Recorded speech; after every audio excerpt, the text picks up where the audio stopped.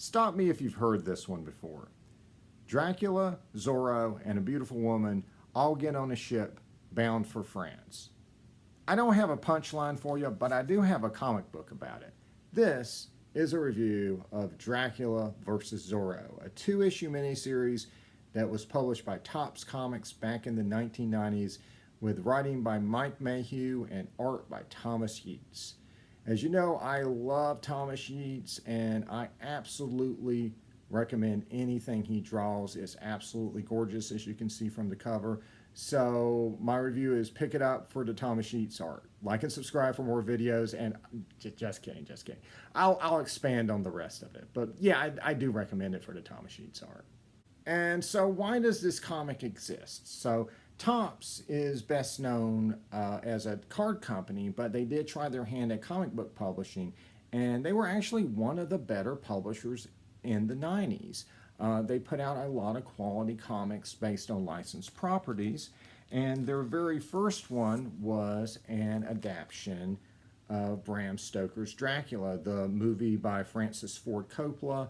This is actually written by Roy Thomas with artwork, interior artwork by Mike Mignola, the creator of Hellboy. So yes, Mike Mignola actually drew a comic book adaptation of the Dracula movie starring Keanu Reeves. Whoa. And Topps would go on to put out a Zorro comic. So this is Zorro Zero. This is polybagged in with the second issue of this miniseries. And so I have already done a review of this, and you can look that up. And so this led into the ongoing series with this gorgeous Frank Miller cover on the first issue. And so let's take a look at the covers, and this is the first cover. So this, kids, is what's called a cover enhancement. They rarely enhance the covers.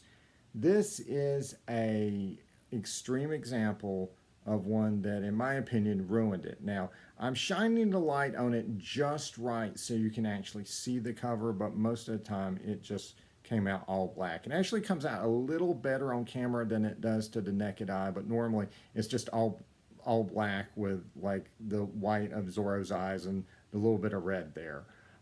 It is unfortunate that they did that to the cover, but they more than make up for it with this wonderful, wonderful cover by Thomas Yeates for the second issue that we can see in all of its glory. Is wonderfully detailed, wonderful storytelling, beautifully rendered. There is a little bit of cover enhancement with some silver ink here, but it doesn't really detract from everything going on here. I just love this cover to death. And so the interior art is just as good. And I consider Thomas Yeates the ultimate Tarzan artist, or at least the ultimate modern Tarzan artist.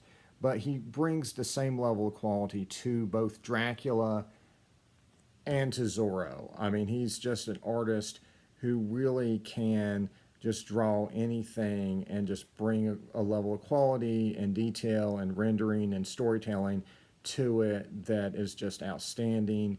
And Thomas Yeates is the master of traditional, dense, panel-by-panel storytelling. But Thomas Yeates is just as good on the big splash pages as well, and he puts as much detail and storytelling and effort into these splash pages. He understands that it is the content of the panel and not the size of the panel that makes it dramatic. And so what about the story? If you saw my video of Zorro Zero, you know I gave Mike Mayhew a pretty good roasting. That was a very kind of extreme sort of story that was very much a product of the 90s. This, I am very happy to say, is not that at all. This is not extreme Zorro versus extreme Dracula. This is Zorro and Dracula as you would expect them to be, acting in ways that you would expect them to act, and fighting in ways that you would expect them to fight. And the first issue's plot is really good. I love the idea of Zorro and Dracula getting on a boat together and fighting, right? Basically, like I said, you know, Dracula is being shipped in a coffin to France, and he happens to be on the same boat as Zorro and this woman. And as Don Diego, Zorro tries to charm this woman, and of course, when Dracula wakes up at night, he puts her under his spell with the intention of making her a blood bride and all this stuff. And Zorro ain't having that, so of course they go at it on the ship, and it is brilliant. I love the first round where they go at each other on the ship. Now, there is a second round to the fight, and it is a little bit different, and I don't think it's quite as effective, but I think it's still good. And I'm not going to spoil it for you. I did see another review of this comic that told you everything that happened, including the ending, and I don't think you should spoil this. I think you should experience it for yourself. So I feel like the beginning of the battle is better than the ending of it, but I feel like overall the plot is pretty good.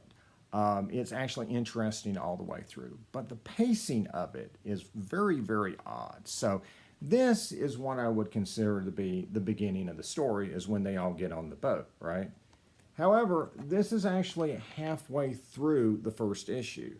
The first issue actually spends half of its pages basically telling you the backstory for both Dracula and Zorro, and kind of telling you, what they're like on a normal day.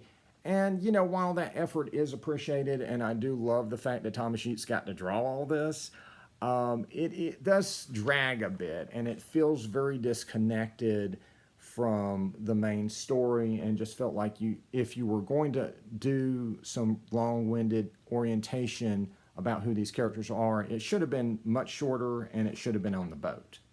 And even when we get on the boat and we get into the actual conflict between the two, we have, weird splash pages that, feel like filler, that you could have just skipped this page and you wouldn't have missed anything. And the next 3 pages after this are actually Dracula feeding on a single victim. They're also skippable. So the pacing is strange. Now, the good part about this, though, is that you get extra Thomas Sheets pages, which is fantastic, but it does make the pacing feel very strange. However, I did feel like there were some storytelling advantages to it at times, and I'll mention that in a minute.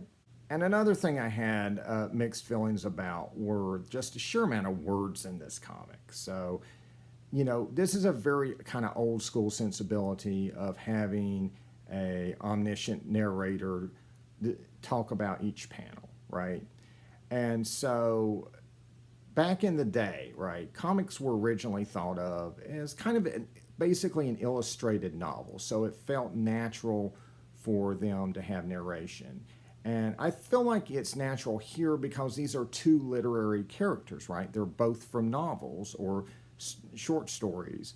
And so, that makes sense to, kind of bring that literary narrator into it. But the narration can get very, very long-winded, sometimes very melodramatic, and a lot to sit through sometimes. And that long-winded approach goes to the dialogue as well. There are just a ton of sentences said in the amount of time it takes to swing a weapon. And characters give all kinds of exposition and big speeches about their life philosophies in the middle of a battle. I would actually really have appreciated Dracula a lot more as a character if he would have talked a lot less. Sometimes the dialogue just got very long-winded and very melodramatic and a natural feeling. That being said, sometimes I was actually grateful for it. I mean, while it can diminish it a little bit, it never gets bad. There's no accidental references to the 20th century or anytime it gets campy or cheesy. And at times it's actually quite good. So for instance, that big splash page I keep showing you about, this tells basically her backstory, right? And how her father died and how she's thinking about it. And this is the one chance we get to kind of humanize this character, because once she becomes the damsel in distress, she becomes rather flat throughout the rest of the story. So this was our one chance, used very well to make us care about our female character in this story. And we actually get to see a very long form version of Don Diego trying to charm her, which was actually kind of fun to read. And I don't think I've really seen that in a Zorro comic. And those weird 3 pages where he just sucks the blood of one victim, I actually thought the narration on this was really interesting because it described in excruciating detail what it's like to have a vampire feed on you. And I thought that was interesting. I'm not a big vampire guy. I haven't read like vampire novels and stuff, so I thought that was pretty cool. Now, if you're a vampire connoisseur, this may be old hat to you, but I thought that was cool.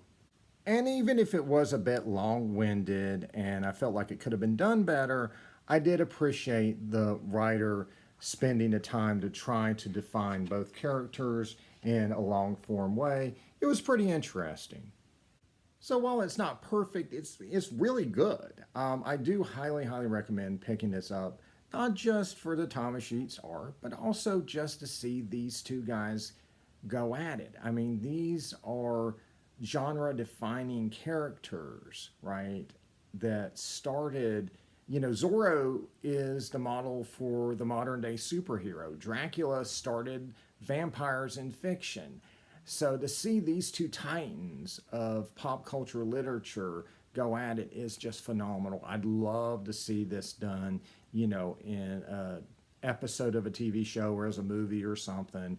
I'd love to see American Mythology, who does the current Zorro comics, because they do like Zorro fighting supernatural stuff. I'd love to see them do Dracula versus Zorro. Not necessarily a remake of this, but just their take on what it would happen if Dracula and Zorro fought.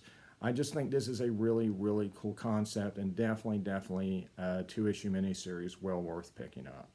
And again, if you're interested in more stories of Zorro fighting the supernatural, I highly recommend picking up the American Mythology Zorro comics. I've already done a review of their first Zorro plotline, Swords of Hell, and I thought that was pretty cool, and I definitely would recommend checking them out. And of course, Topps did a whole series that you can hunt down the back issues for.